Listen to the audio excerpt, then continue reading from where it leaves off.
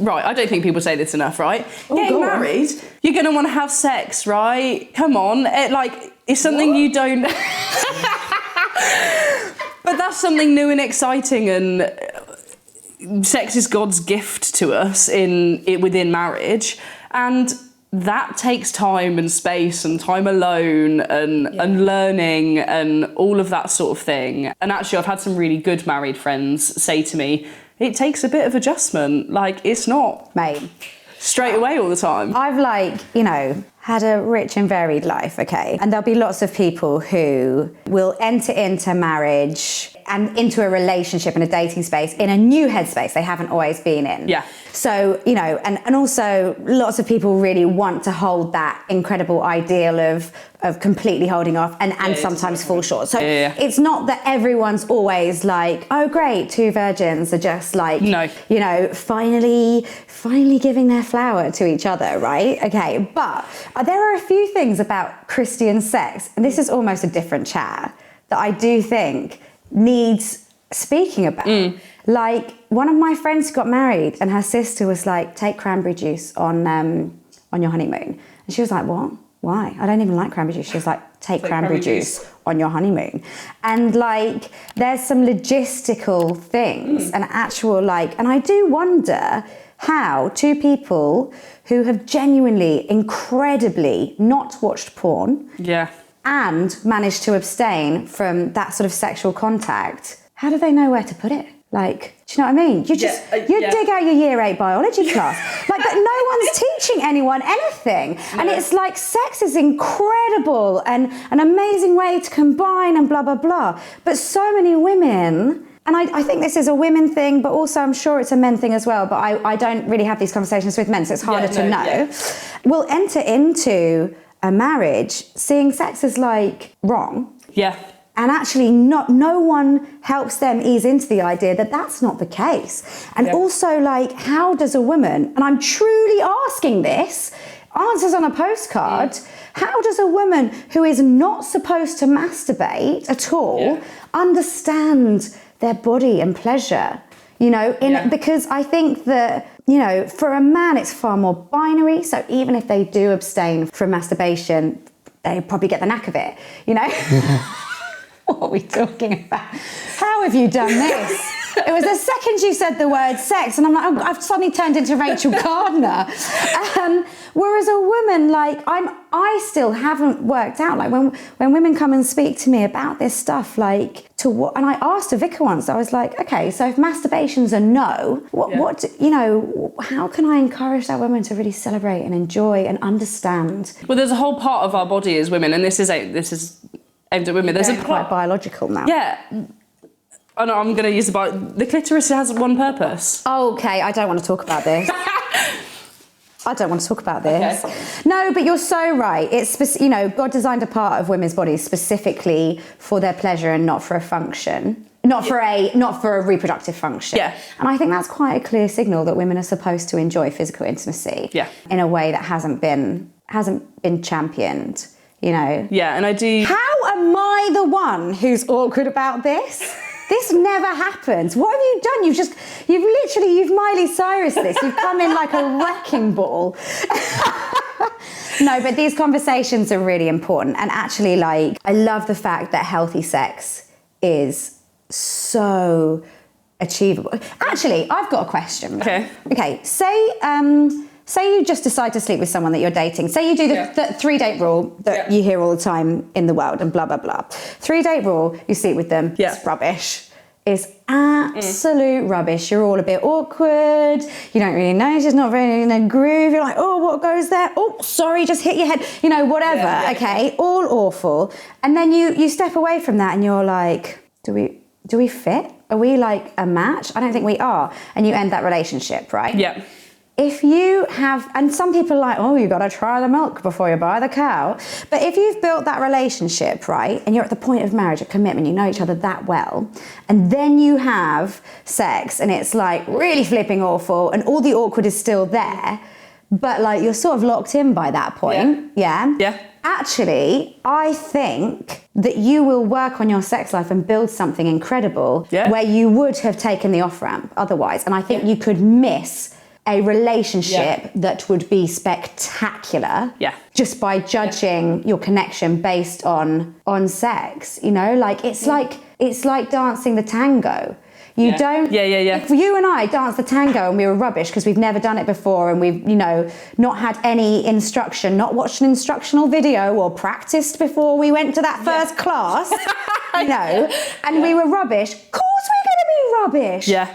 That's the point of it. Yeah. You know, it's a practice makes perfect thing. Why do people think that they're just going to be like rocking in bed? That's the thing that I think we don't talk about. Do you? I find this really funny. I refuse to have these conversations. In interviews, because I write a book on being single and dating. It's my thing, is they'll say like, what are you happy to talk about? And I say, not sex. And I always do. The only time that I will speak this frankly about sex is in front of young adults, because I think it's really important. It's something that's really passionate to me, and I've been on a journey with it myself as part of my story, and it breaks my heart that people aren't having more honest conversations. Yeah, and I get emotional about it. It's important because there is pain there. Yeah. And the way that we don't talk about sex causes pain to people, and it's not intentional, but because there's this, and I don't think it's a shut door anymore like it used to be. But there's almost a shadow over it. There's certain people that will talk about it, and there's people that won't. And I think it is a delicate, and I don't have the answer to how we do it right. But I do think we need to be talking more frankly about it and being like, we all know none of us are perfect and like, we're all broken and we live in a broken world. And well, there's the whole thing, like, sex is everywhere. Yeah. Sex sells, all that thing. We're surrounded by it. It's really hard to avoid it. Yeah. So if it's all in our world and we know that it's leaking in, we've got to be talking about it, because spiritually we've got to protect ourselves from it. So if all we're seeing is the enemy's version of sex and what the enemy has taken hold around that, and especially young people and young adults, and if the only access that you can get is to the enemy's voice around it, that's where you're going to go. If we're not hearing God's voice clear on it, and all we're hearing is very limited.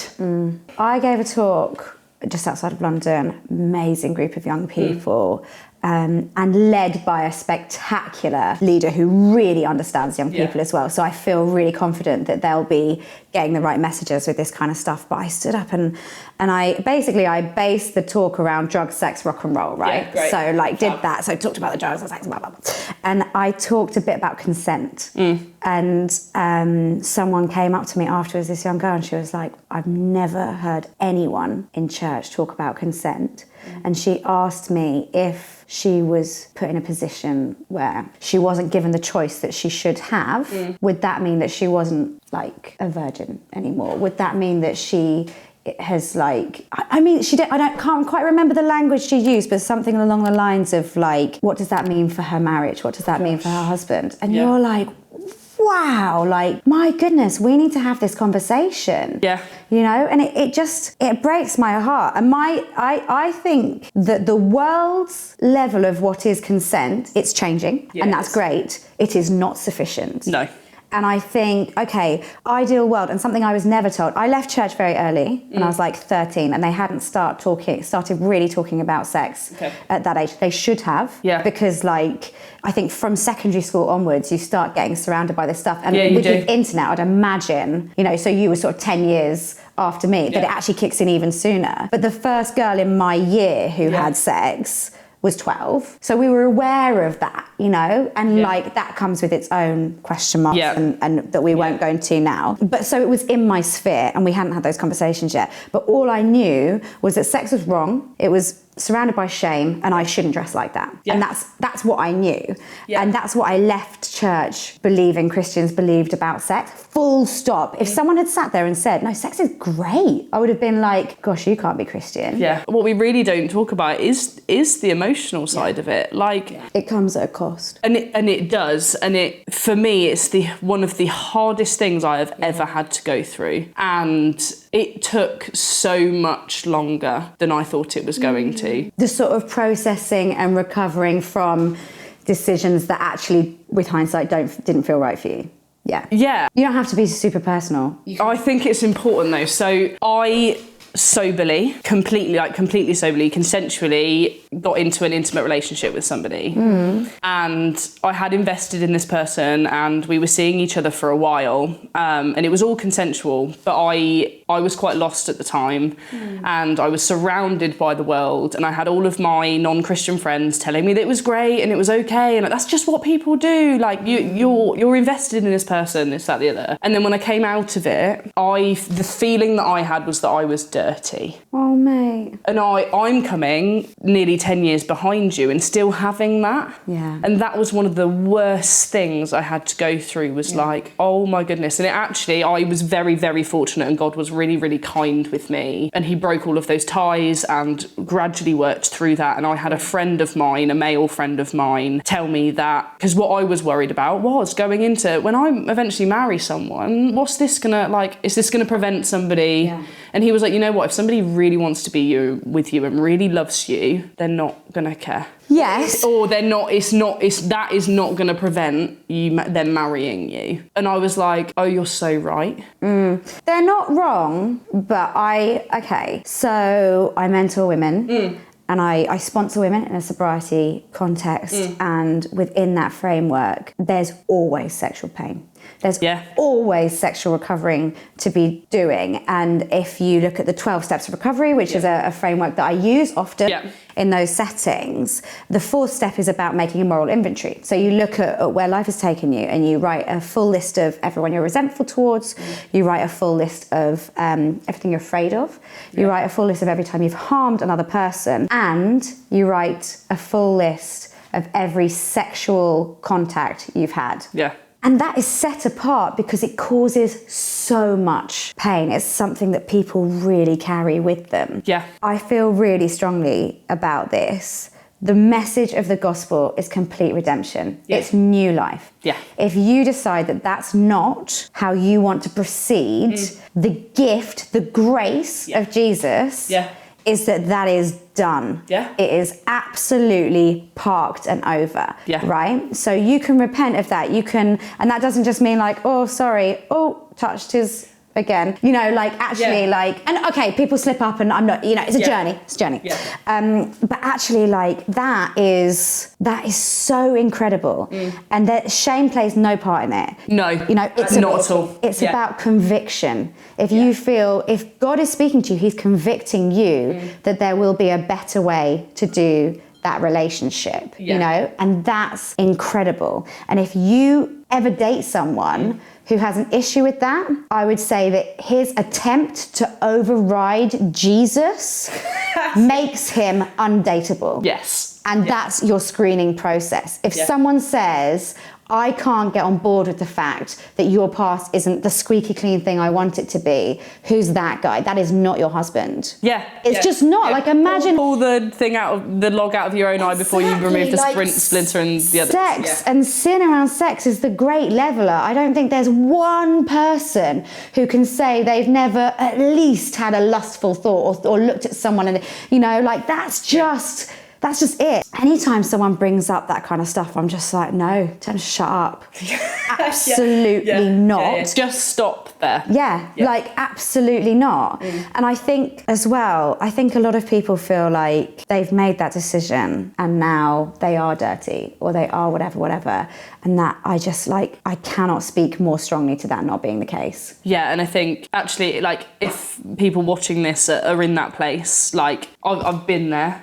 And I know it hurts, and I really do know it hurts. Find one person, two people that you feel comfortable enough to be like, hey, I need you to pray with me. And it will be a journey, and it won't necessarily be an easy one. But if you can just find that one or those two people that can come and sit with you as you sit with it with God, I would really, really encourage you to do it because it will make the world of difference.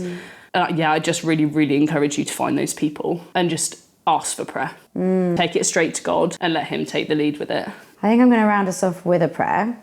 But before I do, the only other thing I think that it's really important to say for people who are in that place is people often ask me like, okay, but at what point do I tell my boyfriend or partner or girlfriend or, you know, potential husband or wife that I've got this like secret, this thing? Yeah. And actually, like, that's not the right way to think about this. You want to be open and you want to share your life with someone, and that means being vulnerable and sharing some of the things you've experienced and blah, blah, blah. Yeah. But you're not harboring a secret. No, not at all.